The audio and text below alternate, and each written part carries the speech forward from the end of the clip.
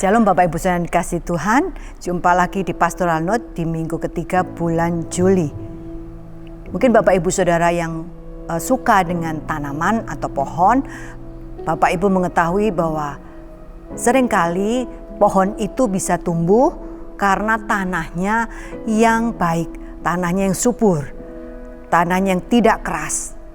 Tetapi ternyata ada juga beberapa pohon atau tanaman yang dapat tumbuh bahkan bisa berbuah di tanah-tanah yang sulit, tanah-tanah yang kering, tanah-tanah yang berbatu. Salah satunya adalah pohon zaitun. Di dalam Alkitab kita bisa menemukan banyak ditulis atau disebutkan tentang pohon zaitun, baik itu di Perjanjian Lama maupun di Perjanjian Baru. Salah satunya ada di dalam Mazmur pasal 52 ayat 10. Saya akan bacakan.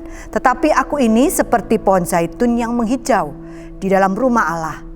Aku percaya akan kasih setia Allah untuk seterusnya dan selamanya. Kalau kita melihat atau meneliti pohon zaitun ini ternyata dia bisa tumbuh di berbagai tanah atau di berbagai keadaan.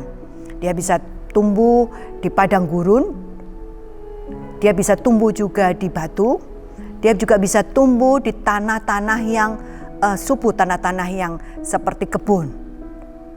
Dia juga bisa bertahan di dalam musim-musim yang panas sekalipun, seperti di padang gurun, ataupun musim dingin ya, atau berangin. Karena itu pohon zaitun terkenal dengan kekuatannya, ketahanannya. Selain itu pohon zaitun juga bisa tumbuh tidak hanya 10 tahun, 20 tahun, bahkan ratusan tahun. Ketika pohon zaitun itu ditebang, dia tidak mati. Dia bisa mengeluarkan tunas-tunas yang baru. Dan kemudian tunas-tunas itu bertumbuh menggantikan cabang-cabang atau daun-daun yang sudah hilang. Makanya itu seringkali juga pohon zaitun dikenal dengan pohon abadi karena dia bisa bertahan ratusan tahun. Pohon zaitun juga bisa bertumbuh di padang gurun ya, yang banyak anginnya ya, banyak pasir-pasir terbawa oleh angin. Pohon zaitun selain dia bisa bertumbuh, dia juga mengeluarkan buah. Ya, karena itu di dalam Alkitab ada tertulis berbuah seperti pohon zaitun. Ya. Buah pohon zaitun juga bisa dinikmati dan baik untuk kesehatan. Selain itu, pohon zaitun juga hasil dari pohon zaitun juga bisa dibuat minyak dan terkenal sekali. Beberapa kali di dalam Alkitab juga disebutkan tentang minyak zaitun. Bahkan sampai saat ini kita juga mengenal minyak zaitun. Minyak zaitun bisa dipakai untuk kecantikan, bisa dipakai untuk bahan bakar untuk lampu pada saat di Perjanjian Lama, ataupun juga bisa dipakai untuk kesehatan. Selain itu, kayu pohon zaitun juga di dalam Perjanjian Lama juga dipakai untuk peralatan-peralatan di bait suci. Dipakai untuk peralatan yang indah.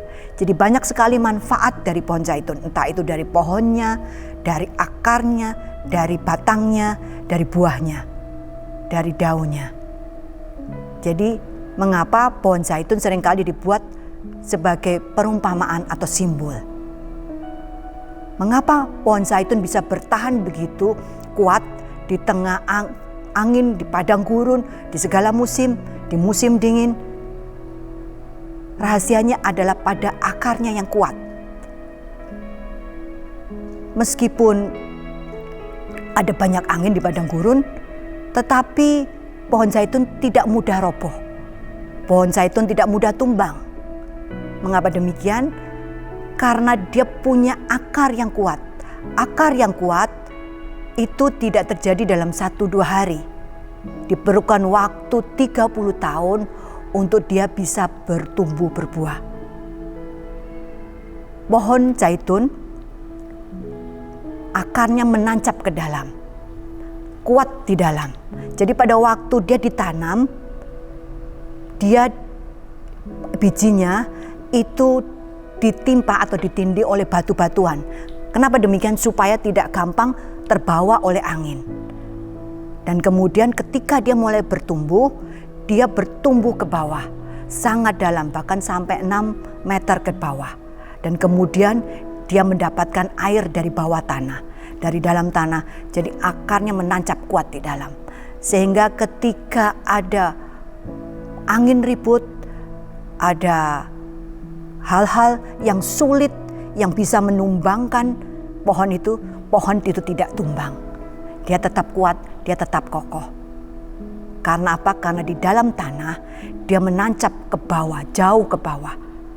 Dan dia mencari minum sampai ke bawah. Sehingga dia bisa berbuah banyak. Dan para petani pohon zaitun juga ketika panen dia bisa mendapatkan banyak buah zaitun. Apa yang kita bisa belajar dari pohon zaitun ini?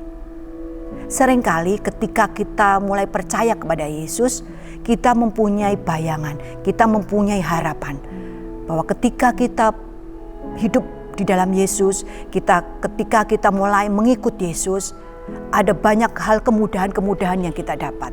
Ada banyak kenyamanan yang kita dapatkan. Tetapi kenyataannya dalam proses kita mengiring Tuhan, dalam proses kita mengenal Tuhan, ada banyak hal yang terjadi yang mungkin kita tidak harapkan. Ada pergumulan-pergumulan yang begitu berat. Tuhan mengizinkan. Ada pergumulan berat yang harus kita hadapi. Ada gesekan di sana sini bersama di antara saudara-saudara seiman. Ada hal-hal yang sulit yang kita harus pecahkan. Ada tantangan-tantangan di mana iman kita harus memilih apakah kita harus tetap ikut Tuhan ataukah kita tinggalkan Tuhan. Kita mungkin berada di dalam komunitas yang seringkali menyudutkan kita karena iman kita. Kita mungkin ada di antara orang-orang yang tidak suka karena kita percaya kepada Yesus.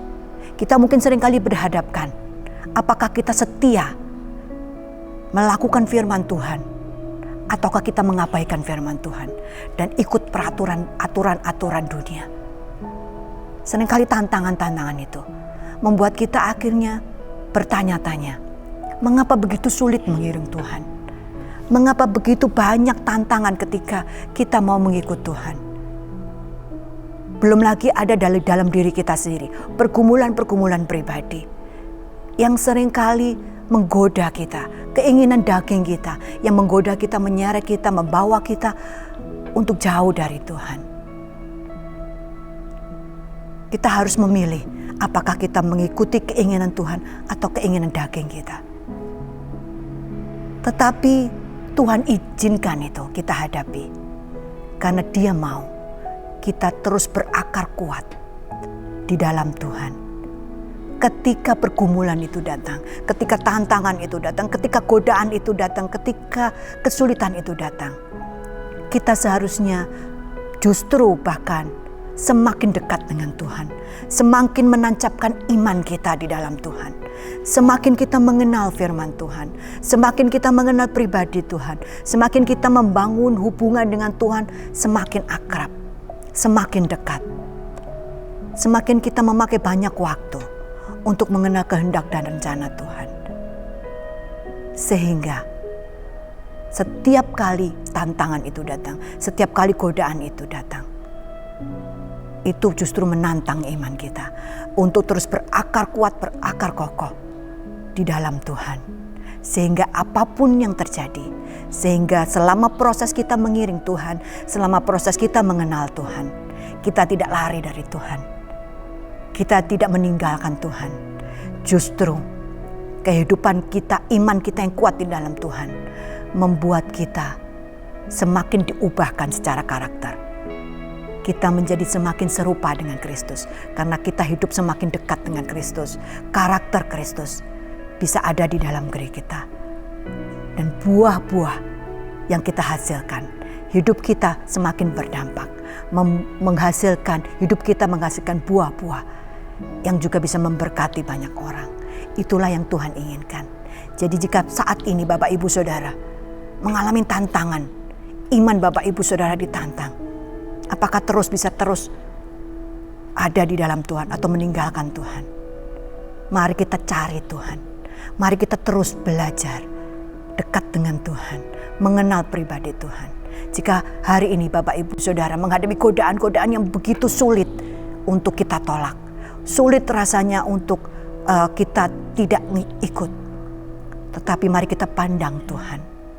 Mari kita justru mencari Tuhan, sehingga Tuhan menyatakan jalannya, Tuhan menyatakan rencananya. Selama kita hidup di dunia ini, kita akan terus diproses. Kita akan menghadapi banyak tantangan.